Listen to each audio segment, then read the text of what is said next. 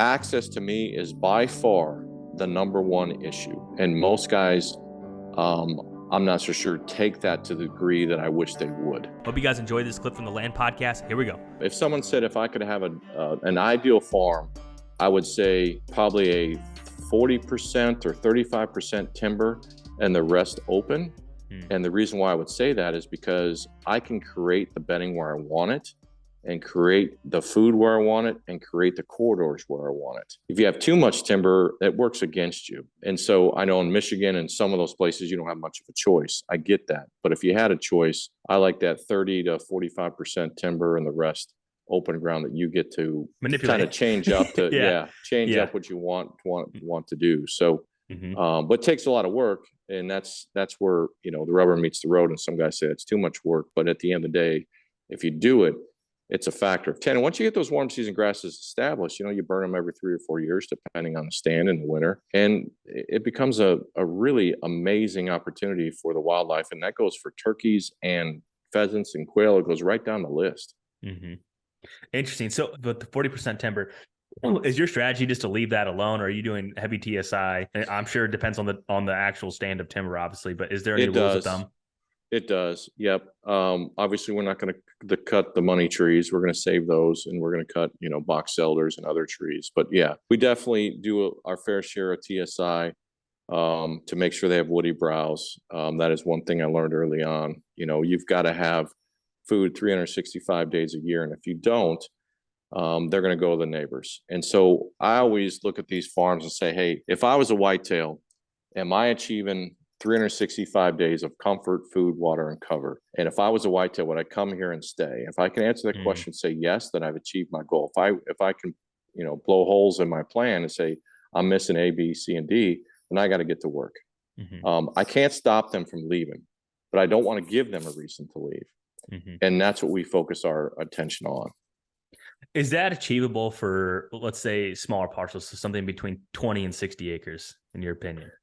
Well, I think it all depends on how that lays and what's besides you. There's a lot of natural barriers that deer don't want to cross, like interstates. Most of them don't. Good sized highways, some of them don't. So, are you against a huge major tillable field that they're only going to go out there once, to go out there in destination, at night. So there's a whole lot of things that people ask, give me the silver bullet. Well, I don't know if there really is one, because it all depends on the property that you have. And I can look at an aerial and I don't even have to go there and say, here's what I would do based on what you have.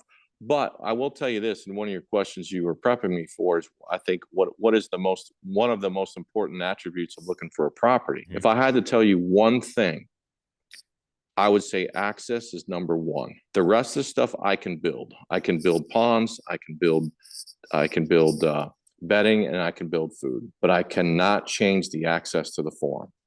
And if you don't have good access, what I mean by that is, how many wind directions can you hunt the farm based on good access without them knowing that you're coming and leaving? So our whole goal is, when we hunt deer, we don't want them to know they're hunting, because our access is so good through warm season grasses, through how we get to them and how we leave, and so forth.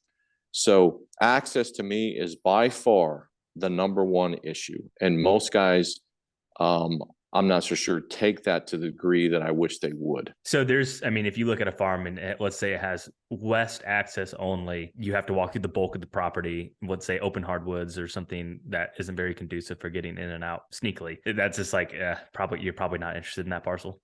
I look at a lot of properties by aerial, and I won't jump in the truck, because the access tells me it's not going to work. But to your question, yes, because as you know, the predominant winds in the fall are what? North and northwest. Yeah. Right. Northwest is predominant winds. So we've had a lot of south winds here the last we have, but you got to play the odds, right? Sure. We got to go with the odds. So the odds are, that time of year, it's more often going to be a northwest wind. So if you play the odds, how well does your farm set up for a northwest wind? If it doesn't, then you better reconsider either access, trying to get an easement through somebody else, or how you fix it. More often than not, when I sit down and talk to guys on one-on-one, more often than not, when I let them tell the story, and we pull up the map and they walk me through their access, I look at them 5 to 10 minutes into the conversation. I said, you are the worst enemy. Yeah. And they look at you, how? And I said, well, because you're walking right by the bedding. You're throwing your cast over the other side. They know you're there, or they're gone before you even get there. And access is by far number one. There's not a close second. Interesting. Yeah. Well, that's in my opinion. Sure. I mean, I think to your point, for the goal of hunting them without them knowing that they're getting hunted heavily, I mean, that you can't do that without good access. There's no way around it. No, and I've hunted small partials. I've had a 26-acre piece that was on silent. I've had some 40s and some 80s, and it magnifies what I'm explaining because you don't have room to push them around. They're going to go to the neighbors. Right, unless you're going to push them to neighbors. So you got to make sure that your access, your exit and entry is bulletproof. And whatever that is, if that's mowing a trail or whatever that is, to make sure the quietness and the wind's in your favor all the time. And you may have to sit, past an hour past dark to make sure they move off a food plot. Well, then sit in a tree an hour past dark to make sure they leave, because you don't have a whole lot of bumper space to push them off. Yeah. And so those things you got to keep in mind, but if you do it and you do it well, and if you hunt, here's another thing. If you hunt less, you will kill more because you're not putting pressure on your property, especially on smaller pieces. So if you play the wind right and the pressure and put all the weather bullet points in your favor and hunt less, you will kill more because there's less pressure and less scent laying down. Every time how often, Jake, do you talk to somebody and they kill on their first time in? I mean, that's the majority. That's what most people preach. It's the first set's the best sit of the year. And so make sure you stack it up in your favor the best that you can. If there's a deer that's in the area that you know that you want to chase, well, then don't go in there 5 or 6, 7 times on marginal wins. Go on a win that's in, the best for you with the good pressure and the right wind. And there's probably a good chance you're going to see him. And there's a good chance you're going to get out of there without him knowing you were there. Yeah. I hope you guys enjoyed this. My name is Jake Hofer, and I'm a real estate agent out of the state of Illinois, and it's my goal to help 100 people buy their first farm. Been doing that with the Land Podcast and clips like this every single Thursday and Saturday that are released here on the channel.